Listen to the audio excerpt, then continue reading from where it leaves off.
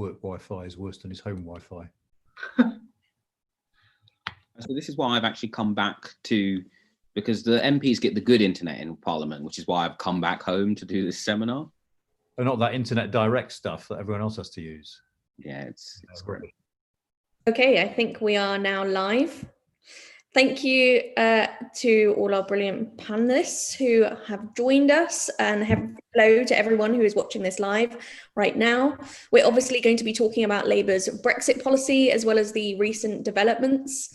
As you'll all probably know, talks are ongoing between Brussels and the UK at the moment. Boris Johnson has set himself a hard deadline of the EU Council meeting on October 15th, which is obviously very rapidly approaching. And he's decided that we need to get a deal before then. So we're going to be talking about all of those things and what Labour thinks of all of that.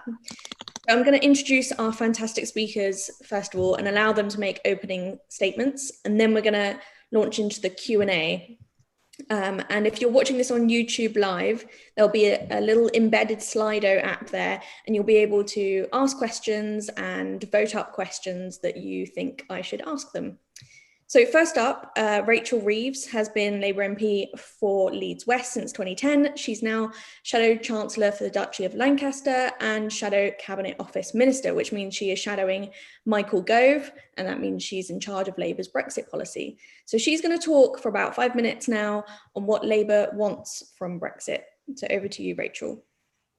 Thank you very much, Sienna, for having me here today. And although I can't see you, it's great to be with you all in the audience.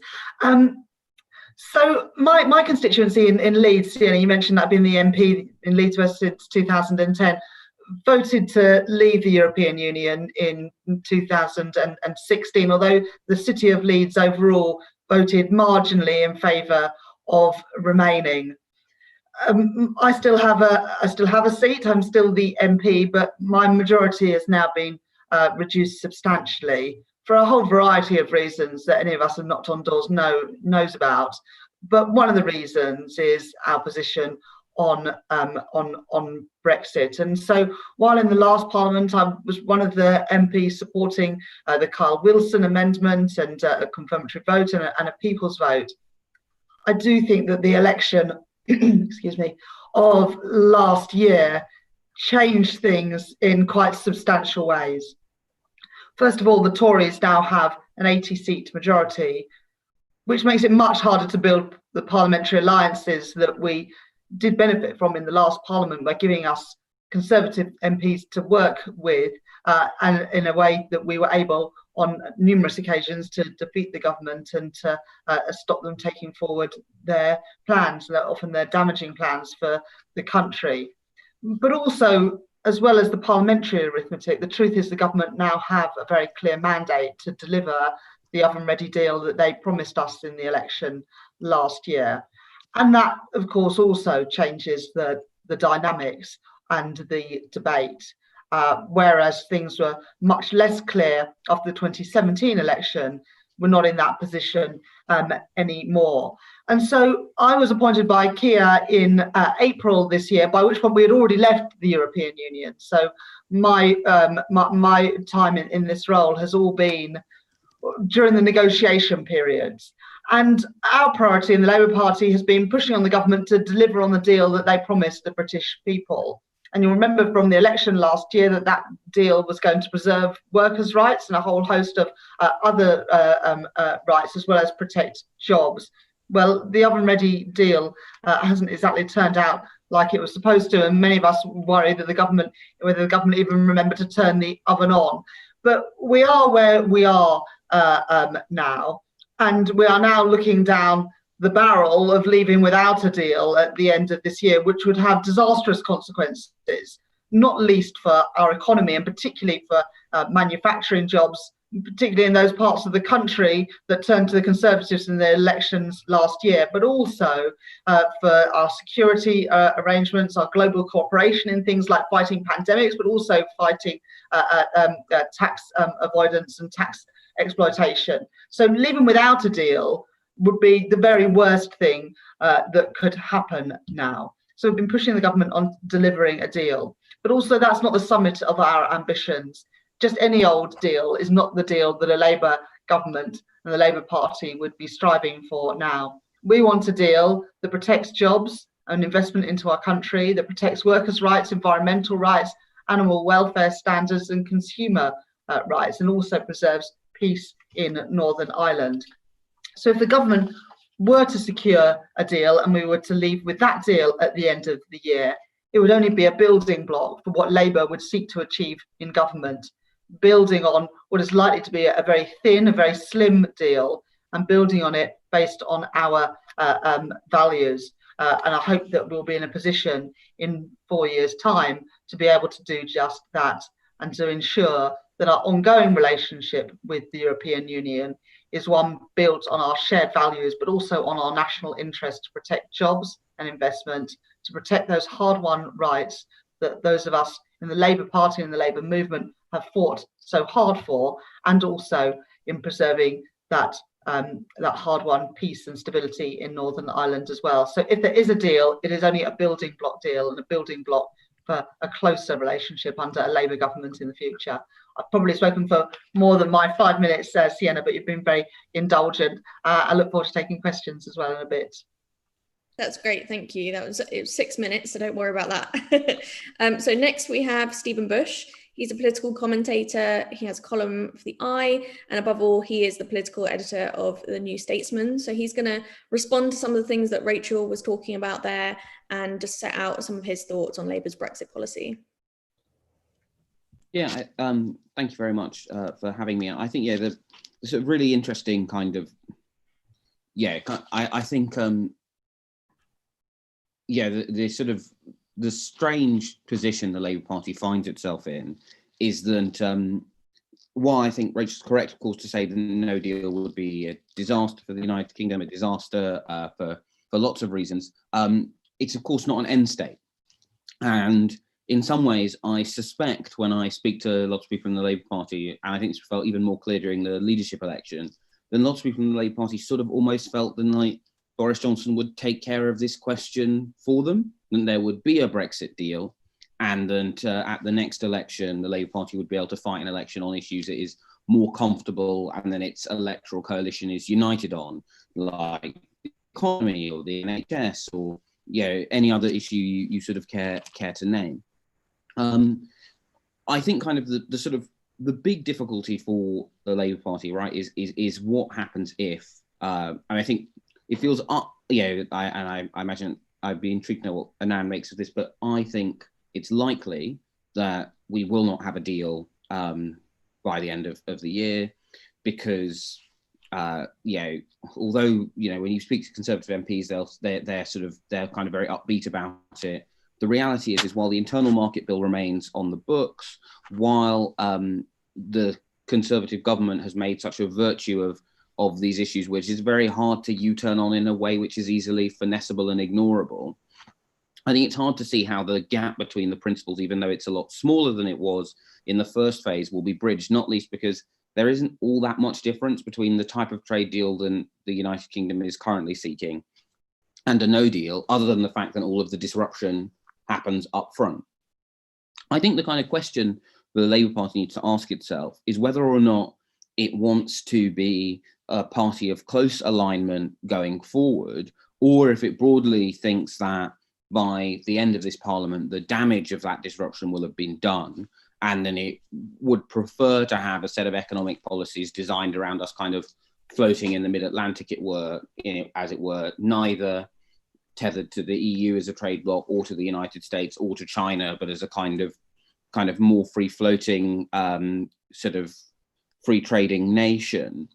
The reason why I think this question is sort of important to answer quite quickly is if the answer is a close relationship, then the most meaningful close relationship is single market membership, which of course means the free movement of labour, which of course, everyone on this panel who's ever knocked on a door or vox popped someone or indeed in any way interacted with most voters will know was such a politically difficult issue for the Labour Party. And I kind of think that the sort of, in some ways, right, Labour has been freed from the need to have a kind of day-to-day position because the Conservatives are going to win every vote on Brexit, and there is. And the one situation in which Labour could possibly find themselves being influential in this parliament is one in which Boris Johnson gets a deal somehow by the end of this year. It's controversial in his own party, and the Labour Party has to be the difference between that deal passing and no deal. But even that's quite politically easy, because voting for a deal to prevent no deal, I think, is not anywhere near as fraught as voting for Brexit in the last parliament would have been, and indeed was, for so many Labour MPs. But because I think it's quite likely that as a result of that, Brexit will continue to be a live issue at the next election, I think some of these very difficult issues around free movement are going to have to be faced and argued for, or faced and argued against, right? If the Labour Party decides it doesn't want that close relationship, it's going to have that argument with the other half of its electoral coalition. But I think this fight's one that Labour's going to have, because the dream that there would be an oven-ready trade deal by the end of the 4 years, that the Labour Party could kind of just go, oh, well, we'll get a bit closer, we'll get a bit further away, I think now looks very unlikely. Brilliant, thank you. Well, that's some tricky news for the Labour Party. Anand, obviously, is Professor of European Politics and Foreign Affairs at King's College London, and he is, more importantly, Director of the UK and Changing Europe for this event. And he's going to react to some of those statements, including what Rachel was saying about Labour's Brexit policy. Go ahead, Anand.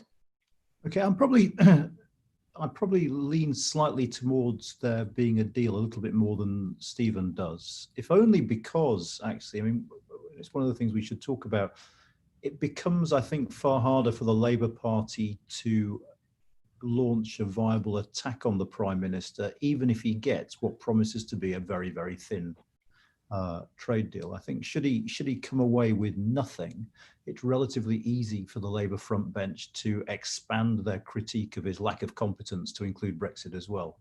And that, I think, will focus minds in number 10. And whilst with Stephen, it is hard to see, particularly on state aids, where the compromise could come, it's worth bearing in mind that even if some of Boris Johnson's backbenchers are dissatisfied, there's going to be no vote on the deal per se. There will be a vote on some of the primary legislation we need to be ready for Brexit, but not on the deal itself. Which brings me to Labour's position. I think to date, keeping a low profile and not saying very much about Brexit has made quite a lot of sense. I think there was very little Labour could have usefully done around the extension of transition, which it strikes me should have been a no-brainer given the pandemic. But actually, Labour calling for an end to transition would have left them exposed to being the sort of party of Remain accusations. So it was probably wise not to do that. But one big issue that I think confronts Labour now is this: even with the kind of deal that Boris Johnson is negotiating, it looks almost certain, and all the economic forecasts suggest, that the impact on our economy of Brexit will be greater over 10 years than the impact of the pandemic.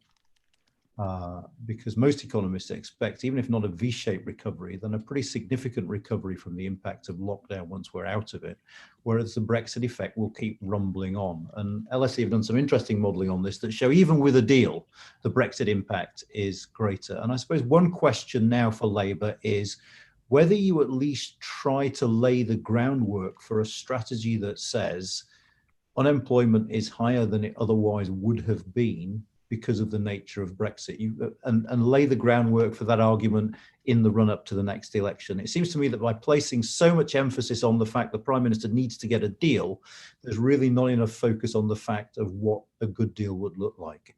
I'm not convinced Brexit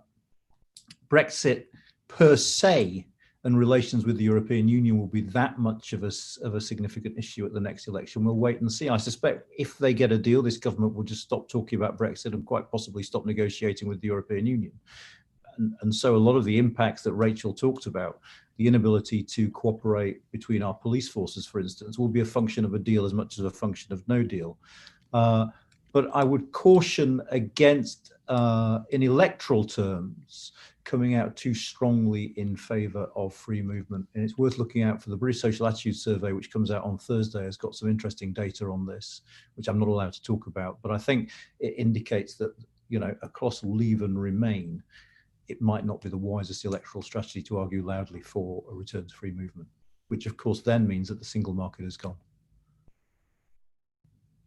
Can I leave it at that? Yeah, of course. Thank you so much. Okay, so we're going to just launch into some of the questions now, and I'm going to mix in some readers' questions and do some of my own as well. So first of all, I just want to take a quick step back just for a couple of questions and go back to the last election. So Rachel, you were one of the backbench Labour MPs who were in favour of a fresh referendum, more so than the leadership, where that was a bit of an awkward idea and they came to it with some hesitation. How do you feel about that policy in retrospect? And how do you feel now about Labour has been using the Tory slogan, "Get Brexit done," basically against the Prime Minister, which is sort of endorsing their message at the last election? It might be an effective one. It was an effective message at the election, but it was obviously not one you agreed with. So how do you feel about those two things now? Thanks, Sienna. Sorry, coughing. So yes, I was one of the people who, in a way, I came reluctantly to the view of having a public vote or a confirmatory vote. But in the last Parliament, it felt like there was no other way out of the situation we were in, because nothing that came to Parliament was managing to secure a majority. There wasn't a majority. There was a majority against everything. There wasn't a majority for anything. And so I felt that getting a deal through Parliament and then putting it to the people was the best way in resolving the stalemate that we had reached. And I still think that would have been better than the situation we are in now. But obviously, after that election was called in December last year, that all changed, and there is now no chance of having a public vote or a confirmatory vote, because the Conservatives have got a majority of 80. So things move on, don't they? And now we've got a choice really between a deal and the deal that the Prime Minister promised was up and ready last year, or no deal.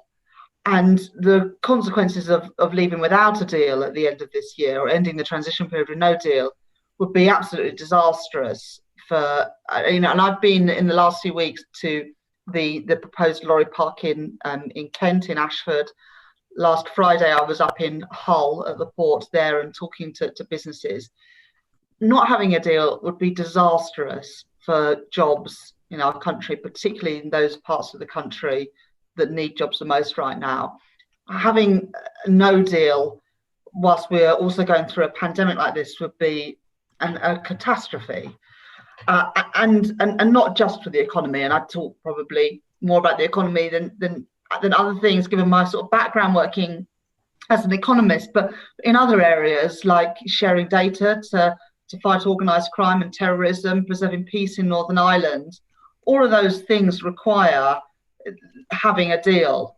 And so now we have pivoted to this message of, the government have got to deliver what they promised they're going to deliver on Brexit. We seem to be more keen on them delivering on their deal than the Tories do now, because I think we understand the consequences of leaving without a deal in a way that they still don't, because they, probably a lot of them in their heart of hearts would rather leave without a deal if they could possibly get away with it. I would lean more to Anand's analysis and Stephen's, though, that I think on balance, and we'll all find out in a few weeks' time, I think on balance now that there is more likely to be a deal than not. The differences are not insignificant, but they're definitely not insurmountable. And I think it would give a boost to the Prime Minister to come back with a deal and say, our negotiating stance has worked. I've delivered what I promised to the British people, and now we can move on. So I think there probably will be a deal, but I think that I think that our position now of encouraging them to deliver on that it goes with the grain of how the British public feel. And also, it is the right thing to do. It's in the national interest to secure a deal. So, things change in politics, and you have to fight for the best deal, the best outcome you can get. I think that options in the last Parliament are very different from the options in this one, and so that's why we're now pushing the government, urging the government to deliver the deal it promised, and we'll hold them to that, hold them to the high standards they set themselves in the election last year and in the political declaration as well. Thank you, Rachel. I think I've got loads of questions about all of those comments, but I'll just briefly go to Stephen and ask him, I mean, do you think that there was an optimal Brexit strategy for Labour at the last election? And did it not really matter because the tensions in the party and within the electoral coalition were so difficult that it meant ending up in an awkward position was sort of inevitable? And because you think Labour might end up in a very similar position at the next election, is the same thing going to happen? No, so I think in the last Parliament there was no good Brexit option for the Labour Party as a whole. Now, I think Labour would have been better off if the minority of Labour MPs who did want to vote for a Brexit deal had voted for it instead of sabotaging everything, right? Like the central problem the Labour Party had in the last Parliament is you had about 40 Labour MPs who didn't want to vote to stop Brexit, didn't want to vote for Theresa May's Brexit, and only some of them suddenly belatedly went, oh gosh, I should probably vote for Boris Johnson's Brexit, which meant that nothing could pass. And I think, as Rachel says, that meant that the only plausible option that the Labour Party could land on eventually was that let's have a vote on the deal. But that was always going to alienate a large chunk of the Labour Party's coalition, and it would have been impossible for the Labour leadership, whoever had been its leader, to end up in a more pro-Brexit position than the one they'd had in 2017, particularly once the Lib Dems had started to do a bit better in 2019 in the local and European elections. I think this time it's quite different, purely because we have left. There is no political force outflanking Labour on its Remain flank because there is nowhere to outflank to. I think all of that stuff gets a lot easier. I think, where it becomes more difficult is if it's the Labour Party's view that there are constraints on spending and they do need to be worried about our debt to GDP ratio, well, then the Brexit position is also becomes a fiscal cost, right? So there needs to be an awareness that if the Labour Party wants to broadly not fight an election on Brexit, then that has implications for what it has to promise on tax and spend. And I think that's going to be more of the 2024 difficulty, is how does the Brexit position affect the position on everything else, rather than it getting stuck in a kind of impossible situation like the one it faced in 2019. Okay, thank you. Quite a few of the questions are about voting on the deal. And Anand, I'm just going to ask you to address some of them. Why won't there be a vote on the deal? Can you explain a bit about the kind of parliamentary next steps? Because I think some of the questions are about how Labour will vote. Because when Boris Johnson secured his majority, the government altered the text of the withdrawal agreement bill so that Parliament didn't get to have a vote on the trade deal. One of the things they slipped through unnoticed last January, or unnoticed by most people, was the fact that Parliament was fundamentally disempowered. I mean, it's of a piece with this government. This government wants to take back control, not just from the European Union, but it appears from judges, from Parliament, from devolved governments, from you name it. And that's one of the things they did. So there won't have to be a formal parliamentary vote. As I said, there are certain pieces of legislation we'll need to pass to get ready for Brexit. And it might be that you end up with Brexit ultras kicking up a fuss about that and trying to register protests if there's a deal they don't like, but there'll be no formal vote on the deal. Okay, thank you for clearing that up. Okay, so Richard Hoffman asks, for our economy to recover, we will have to rejoin the single market and customs union. Shouldn't we just be honest with the public? Rachel, would you like to answer that one? I don't accept the premise of the question. I don't think we have to rejoin the single market and customs union. And in 4 years' time, when the next election will be, businesses, would have started doing things differently. Look, I'm not for a moment suggesting this is all going to go well. I mean, I would much rather us, remain in the European Union, but there's no way that the Labour Party or indeed the Liberal Democrats, are going to go into the next election arguing for another referendum and another massive upheaval to our economic arrangements, our security arrangements, etc.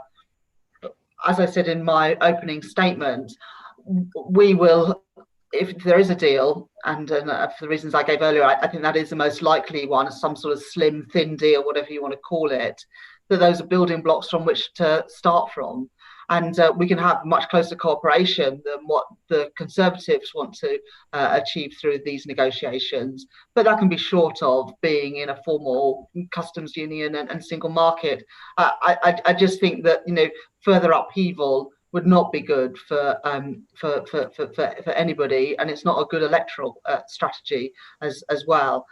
I would want to build on a relationship that that is good for jobs, is also, and this is something that will be neglected from the Conservative deal, will preserve that the rights in terms of workers' rights, animal welfare standards, environmental standards, etc., which, although the government talked a good game on that at the end of last year when they were trying to win votes, dropped particularly the workers' rights at the earliest opportunity, and as we saw from the agriculture bill, are not willing to enshrine those environmental or animal welfare standards into legislation as well. So look, there are things that we would want to do differently, very differently from the type of deal that I think we will end up with.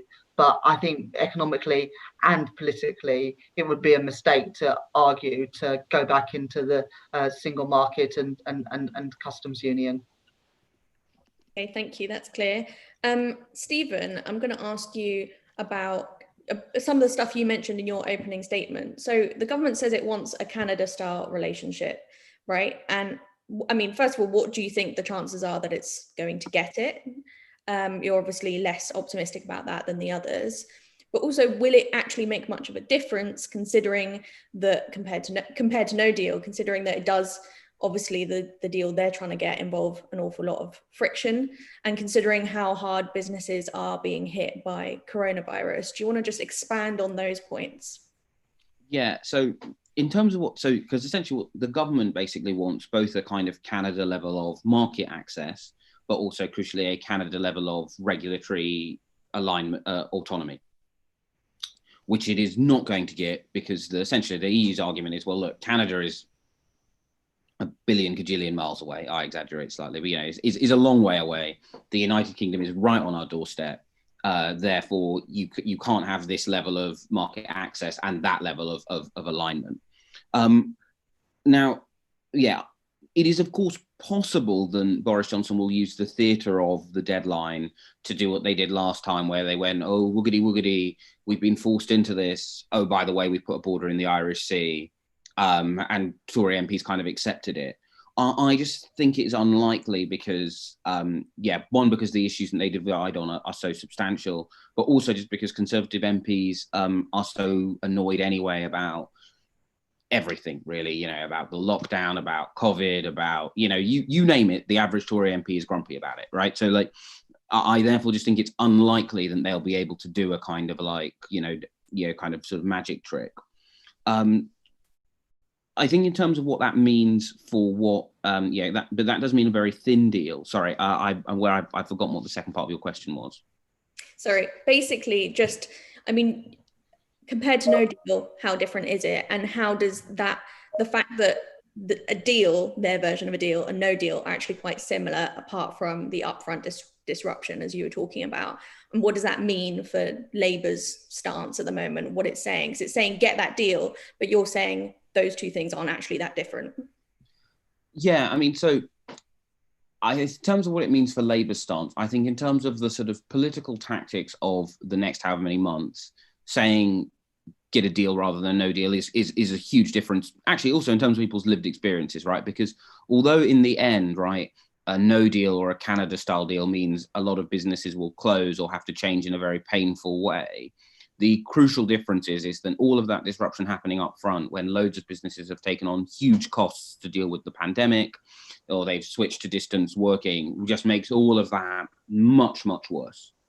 Of course, that is the other reason why it may be in the government's political interest to go for a no deal rather than a Canada style deal, because the next how many months are going to be really horrible anyway.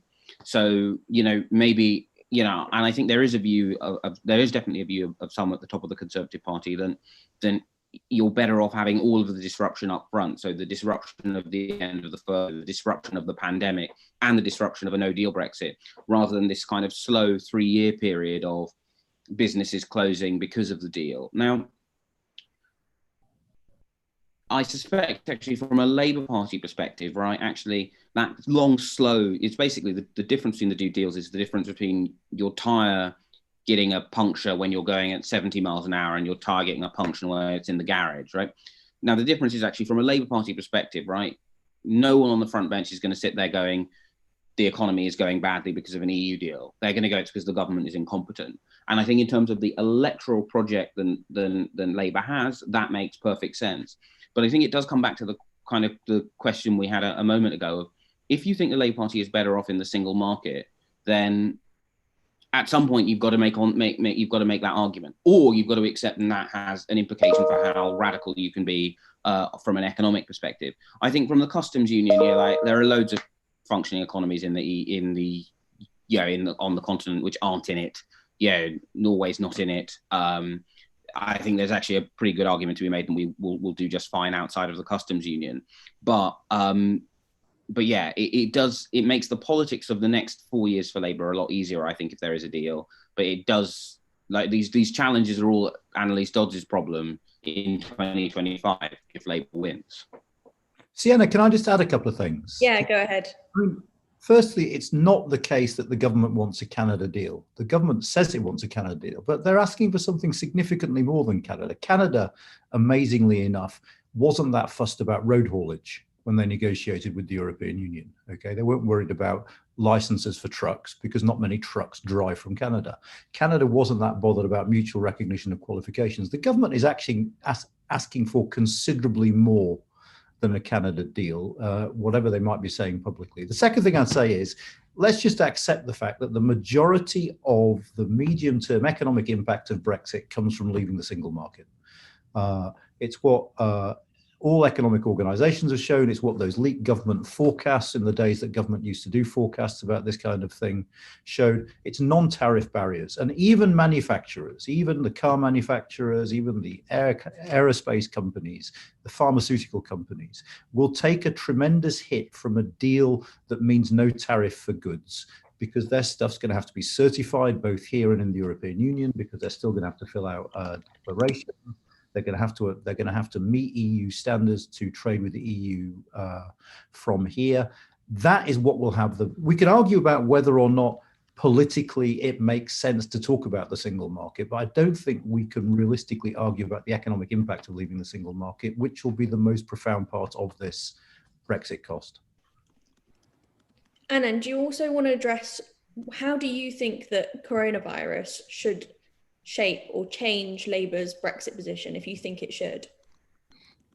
Well, I think as a sort of outsider, the obvious way in which coronavirus changed things was in emphasizing the need to extend transition so that we don't deal with the two at the same time. I'm not criticizing Labour for not calling for that, because as I said before, I think politically that would have been impossible.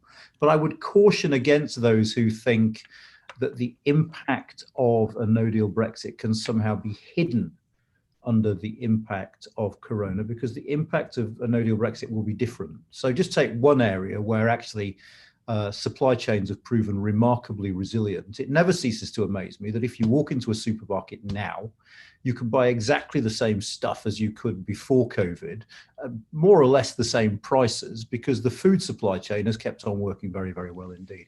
In the event of a no-deal Brexit, you will be paying tariffs on imported items from the continent. A lot of fresh stuff will struggle to get here still fresh, because there will be disruption at the ports.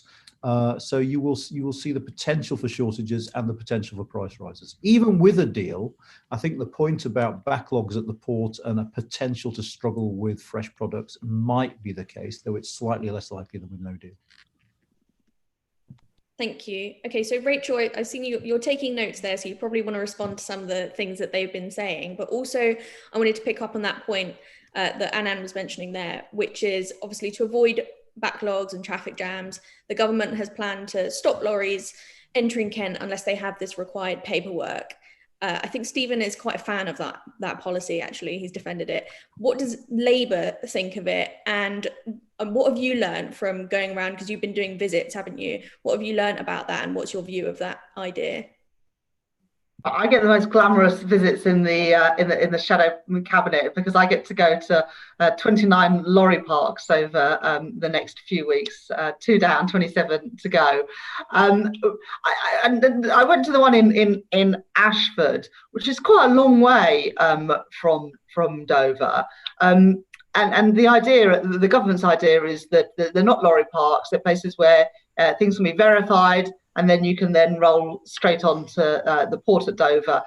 Dover's got particular problems because there's no land around Dover for any lorries to be parked up or any verifications to be done. So this has to be done away from the border. Where I went to Hull on Friday, the problems are still pretty massive, but there is a lot more land around the port where the checking and verification can be done. I think Anand's point that you're going to have delays, whether there is or is not a deal, is absolutely valid, because there's going to be massive teething problems. The IT systems, Hilary Bennett was asking Michael Gove about this in Cabinet Office questions last week. The IT systems that need to be put in place has still not been tested. I've been doing a lot of work with the Road Haulage Association, and they are furious that they haven't been able to test out any of the systems.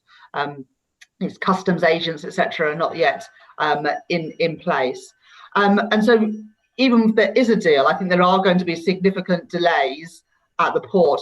However, the difference between a deal and a no deal is that I think in time, people will get used to these checks and this additional bureaucracy. It won't be costless for business, but it will become a cost of doing business that will be managed. And I don't think you'll have the same level of frictions. Whereas if there isn't a deal, there's going to be an awful lot more checks at the border. So I think, again, a deal will make things a lot easier. I mean, the idea that you're going to have some sort of passport to get into Kent, I mean, I think it is, it's laughable if it wasn't so serious. We can't be in a situation where you need passports to travel around the United Kingdom. But I think it just speaks to the sort of the chaos and the incompetence that is going on here.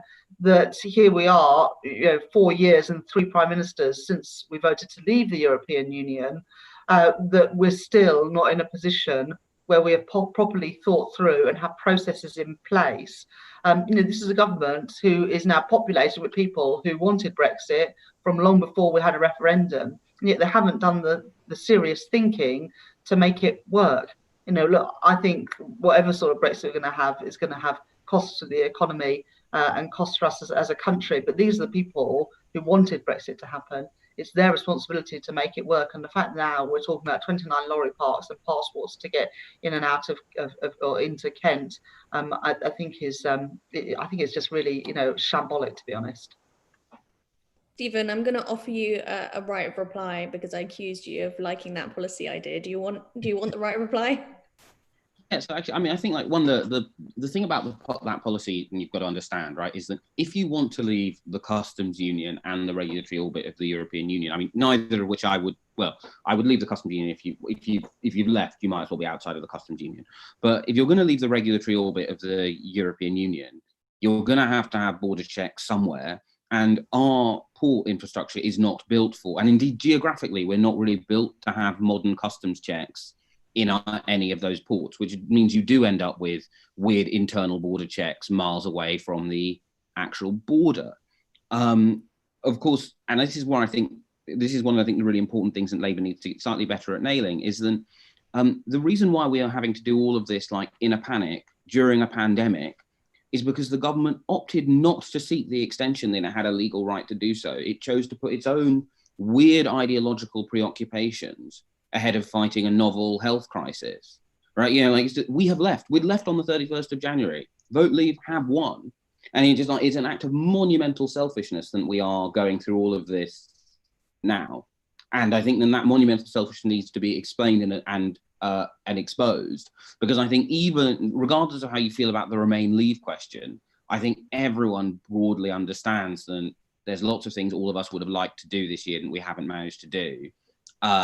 And the government really could have decided that not having to build this customs infrastructure was one of them. But if you don't like the checks in Kent, then you've got to stay in the regulatory and customs orbit of the EU. I think, if I can just say, the selfishness goes slightly further than that. It's not simply a selfishness in terms of having not put the infrastructure in place. And Stephen is absolutely right. That infrastructure is going to have to get, that is implicit in leaving the single market and the customs union. You're going to have those checks somewhere. And he's also right in saying that geographically, Dover is a lot more stretched for space than either Calais or Rotterdam. So it's more of a problem for us simply because of square acreage, if you like. But the selfishness goes further because the government has insisted on a message that is, this will all be fine. Whereas actually the message should be, because you can put all the infrastructure in place that you want, but if businesses haven't prepared, if they haven't started figuring out what the paperwork looks like, if they haven't started figuring out what extra regulatory steps they need to go through, then whatever the government has done, that trade is going to seize up at the border.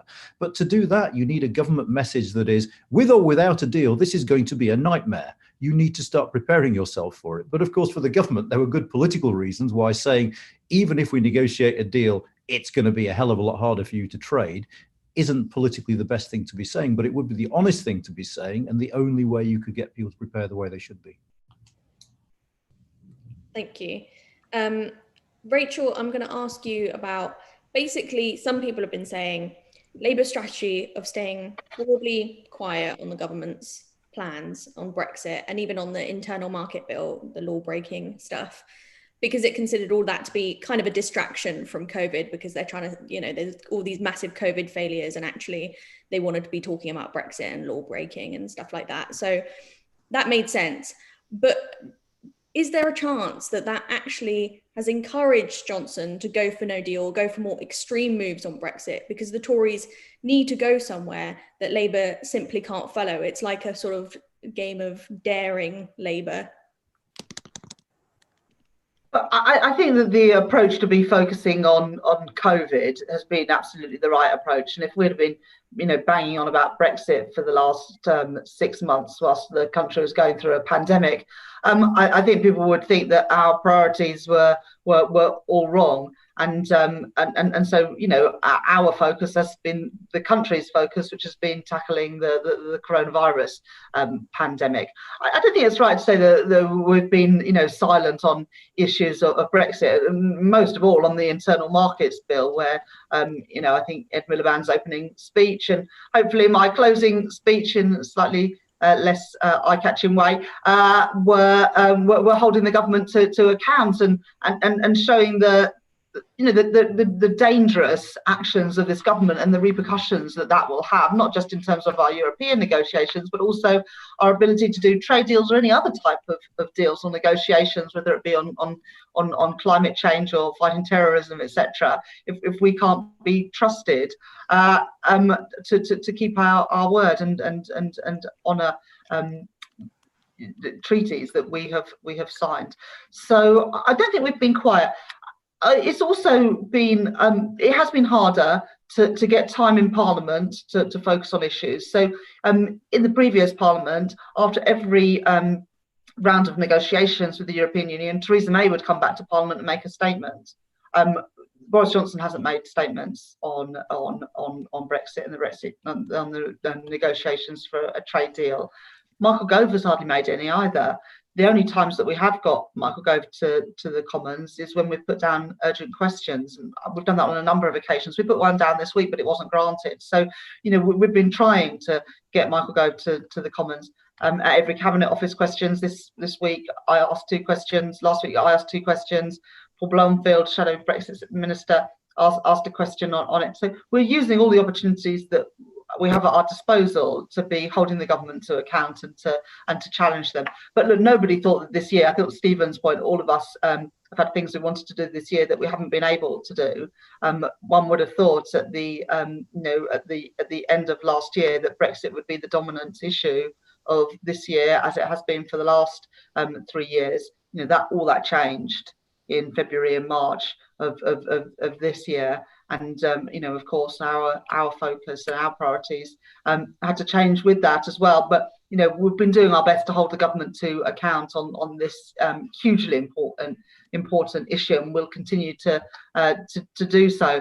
I'm not sure, Sienna, whether if we had been shouting more, it would have made the government more likely to get a deal. I'm not sure I'm convinced by that argument, but certainly through the rest of this year and through the rest of this Parliament, we'll be calling out the government where they get it wrong, including on areas of Brexit, on diluting our workers' rights, animal welfare, environmental standards, and for the chaos and incompetence that we've seen, most visibly with the coronavirus, but also increasingly visibly on Brexit as well, with all the implications we're seeing in terms of infrastructure cost to businesses. And when businesses are faced with additional costs, that is always passed on either to consumers with higher prices or to workers with job losses. This government has to take responsibility for its own actions, and we've been making sure that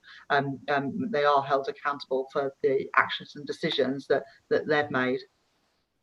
There is a danger, isn't there, that Boris Johnson, I think both you and Anand touched on this, that Boris Johnson could get this really thin deal that isn't, there are some similarities between that and no deal, but it's still going to be very painful. And he'll come out looking like he's achieved something brilliant. Is that partly why Labour hasn't really wanted to talk about the dangers of no deal, because it kind of sets the bar that he has to overcome just far too low? What do you think? I think that is... Stop that. Yeah, sorry to interrupt, Sienna. I think that's absolutely right. If the bar to success was securing any old deal, then it would be a reasonably easy bar for the government to meet. That's why we've been saying that they need to deliver the deal that they promised to the British people in the election last year, which is much wider ranging and broader than the deal that, if they do bring back one, that is likely to be achieved now. So I think it is important, not just because we sort of made some of these mistakes previously in the last Parliament, and we said that Boris Johnson was not going to be able to secure a deal, and then he did. That if just achieving some sort of deal is a mark of success, then I think we're making it too easy for the Tories. So we want them to achieve a deal, but we need to hold them to account for the deal that they promised to the British people, which is going to be a long way from what they do bring back. Yeah. Sorry. Can I just logic then to Labour setting out, not in sort of granular detail, but in broad overview, what it would be asking for that the government isn't asking for, just so that can be pointed to down the line in the event that this has, well, it will have an economic impact and a negative economic impact, and say, actually, if you'd done it our way that we were suggesting at the time, this could have been less painful. I mean, you can say protects jobs, protects investment, but what in particular would do that the government isn't asking for? Well, I think one practical thing that would be pretty straightforward to do, and is in the gift of the government, is to commit ourselves to having the European standards around workers' rights, environmental rights, animal welfare rights as a baseline for our country. And the government haven't signed up to those. In fact, they've reneged on commitments that they made at the election last year. That's just one example, I think, of how we could say that our future relationship with the European Union and our guarantee around some of those hard-won rights would be very different under a Labour government to a Conservative one, and we could legislate, for example, to enshrine that baseline in our law. But this government have got no desire to do that because they see, and you see it through the appointment of Tony Abbott actually to be on the Board of Trade, is that they see this as an opportunity to compete by lowering our standards, and so the costs of businesses fall they fall because they have to meet lower standards than they did do previously. That's not a race that that Labour Party wants to win. We want to improve standards and win a race through having high skills, high productivity, and good quality jobs, not through cutting corners, which seems to be the approach, I'm afraid, of this government. So that's just one example, I think, of a way in which we would be doing things differently in accordance with our values, which I think also chimes more with the values of the British people. Okay, let's use the last 10 minutes to talk about the future. So let's talk about beyond January 1st. What is Labour doing at that point? There's a deal. If broad preparations are kind of broadly in place, take an optimistic view, then what is Labour saying at that point? What's its message?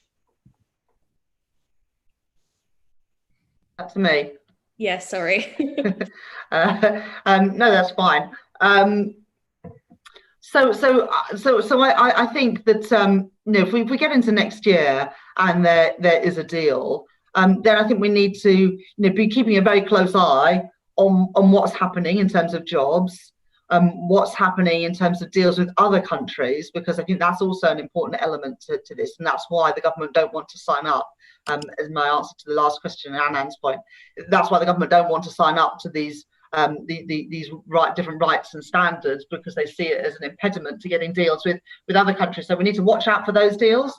We need to watch out what's happening in terms of the cost to business, particularly through the additional bureaucracy, and also, how those IT systems are going, because this government have not got a great track record when it comes to delivering IT systems. Let's hope they're not using Excel for any of them, for example. But we need to to be holding to account for what we're seeing at the border and the impact that that's having on jobs, but also prices paid in the shop. And I can't remember if it was Anand or Stephen who mentioned earlier, I think it was Anand, that through all this pandemic, despite some of the shortages at the beginning with pasta and flour and what have you, we were able to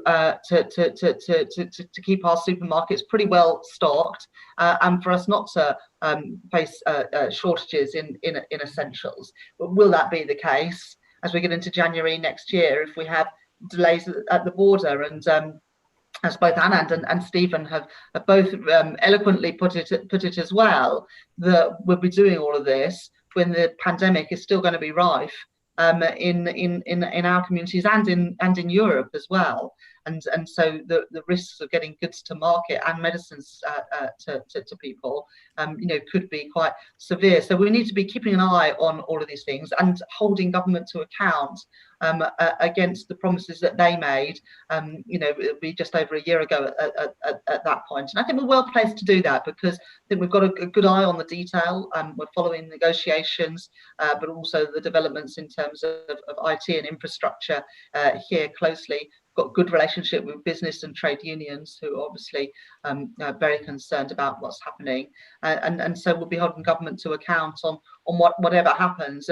Stephen might be right that we may end up, and I think it's a closely balanced thing, we may end up at the end of the year without a deal, in which case negotiations of some form will have to continue, because leaving without a deal isn't an end state. It's not a sort of sustainable outcome. So negotiations at a sector level or on particular issues around security and data sharing will have to continue. And if that's the situation we're in, there will be an even greater urgency and need to push government on solutions to what will be quite serious problems of frictions and at the border, of shortages of goods and in the shops and in our supply chains. So whatever it is, we'll be holding the government to account and pointing out the mistakes that they've made and the chaos that they have prevailed.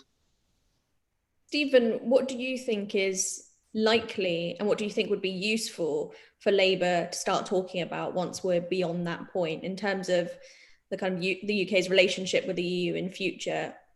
Would you kind of go down the Gordon Brown route? He's really been talking about the kind of various programs like Horizon and really emphasizing those benefits and showing that, polling shows most voters want to stay in all those things, regardless of whether they were leavers. What kind of things would you think that Labour should be focusing on or will be focusing on? Well, I think what Labour primarily will be focusing on is a desire to talk about other things, to focus on its preferred frames of competence and the economy. I think what it needs to do, and indeed this is kind of a broader thing than the political class needs to do, is kind of get away from this idea that there's this weird thing called Brexit that sits separately from everything else. Our environmental policy is linked to our trade relationships with the EU, with the US, with Uncle Tom Cobblet, et cetera, and I think then that is probably, as well as it being a more useful position for Labour politically, because that's when they are no longer arguing about this Brexit question, which is politically painful for Labour. But it also is a point where they're actually arguing about things they would do. So it's not so much then, I think Gordon Brown's right to say, and obviously, people do like the idea of staying in Horizon 2020 funding, but it's actually not even so much about like what is popular. If we want to remain, with a world-leading university sector and an epicenter of scientific research and innovation, well, that does have implications for your visa policy with the US, your visa policy with China, but also with your institutional relationship with the EU. And I think that in some ways, the Conservatives do best when all of these quite complex issues become this big dividing line called Brexit or not Brexit. And I think Labour's big challenge over the next 4 years is to kind of to pull that apart. So instead of having these kind of yes, no, you're a Remainer lawyer kind of debate, they are once again able to go, well, look, how does this look? You cannot fit the government's actually very good food strategy paper with its Brexit strategy, right? Like the government's own objectives do not fit together. And I think then the big thing for Labour is to kind of expose that. And the way to do that is by, in an odd way, kind of for shadow ministers not to kind of have this almost attitude of like, oh, Brexit's Rachel's problem. Brexit's their problem too. In many ways, their problem more so. We're very happy to share it. Anand, what's your take on all of that? I think that's a strong recommendation for Labour to think about it in terms of policy areas and not just Brexit. I agree with that because Brexit will infect everything. But the way I would see it is that one of the challenges facing Labour in the run-up to the next election is to divide the Leave coalition. That is to say, this isn't about whether you're pro or anti-Brexit. What Tories did very, very well last December was create a Leave coalition that got them this majority. Once we've left, once the transition period is over, we don't know what happens to the debate. We still seem to have two very entrenched tribes in this country, one marked Leave, one marked Remain. But as Stephen says, one of the tasks that Labour face is to try to nibble away at that and erode that clear division and actually appeal to those Leavers who wanted a different, and say to them, actually, Brexit could have been done in a number of ways. This particular way means X, Y, and Z consequences that wouldn't necessarily have been the case. And I think by splitting the Leave coalition, Labour can move towards reversing the result of last December. But that means talking about Brexit as central to the public policies and to the economic situation in this country for the 3 or 4 years to come. Thank you. I'm going to ask this question because it's the top rated one from people who are watching at the moment. So someone asked, what if polls in 2024 are showing 70% of the UK public want to rejoin the EU? The Labour Party can't ignore that. And the next question down that's most popular is, does Labour see Britain's place as being in the EU or not? So Rachel, if you'd just like to give some closing remarks on those kind of questions, because I think those are the kind of things that Labour members often ask of MPs and probably you too. I can understand why people are asking those questions, and I do understand that that Labour members feel very strongly. And look, I was a big campaigner for Remain, a big supporter of a people's vote. I wish that we weren't in the situation that we are in now. But I think that trying to reopen those debates and those old wounds, I don't think will help the country move on. I don't think it will help the Labour Party move on as well. And I don't see that we are going to be in a position at the next election to be campaigning to go back into the European Union. And I represent a Leave voting constituency. Many of my colleagues have lost their seats nearby me, in part because of this issue around Brexit. And I think that we do need to accept the result of the referendum and the last election and move on. That doesn't mean accepting the deal that the Conservatives bring back, if they do bring back a deal, and saying that that is now the end point and where we will be under a Labour government. Absolutely not. I've already given one example in answer to Anand's question about things that we would want to do differently based on our values and our view of the national interest. I want to work closely with our European neighbours and allies, and I certainly don't regard ourselves as somehow drifting in the mid-Atlantic. Our closest trading partners, the countries that most closely align with our values, I believe, are other countries within the European Union. And outside of the European Union too, I believe that we need to work closely with them on a whole range of issues in a way that I just know the Conservatives won't in the next few years. So under Labour government, we will have a close relationship with the European Union, but we won't be back in the European Union. And I know that is something that is sad and difficult to come to terms with for a lot of us. But I think that is the reality that we have to face up to, but also recognise that there'll be huge opportunities for an incoming Labour government to reset that relationship in a way that is consistent with our values and with the national interest as well. Thank you so much. You've all been brilliant. I think it's been a really interesting event. Anand, do you want to say a few words just about UK and Changing Europe, your events? And we are going to do more of these LabourList and UK and Changing Europe events. So obviously keep following us for that. But Anand, do you just want to close the event? Well, yeah, just to say, firstly, thanks, Rachel and Stephen. Secondly, thanks, Sienna. We are partnering with LabourList to do a series of events, not just about Brexit, but as much about post-Brexit Britain. So the point is to look ahead at what, because, you know, following on what Stephen said, Brexit will have an impact on every single aspect of this country, from its economics to its internal sort of constitutional arrangements to devolution. And I'm really chuffed that we get to do this series of events with you, Sienna, and sort of think these through in a hopefully measured, calm and interesting way. So join us for the next one. Brilliant. Thank you so much, everyone who's been watching.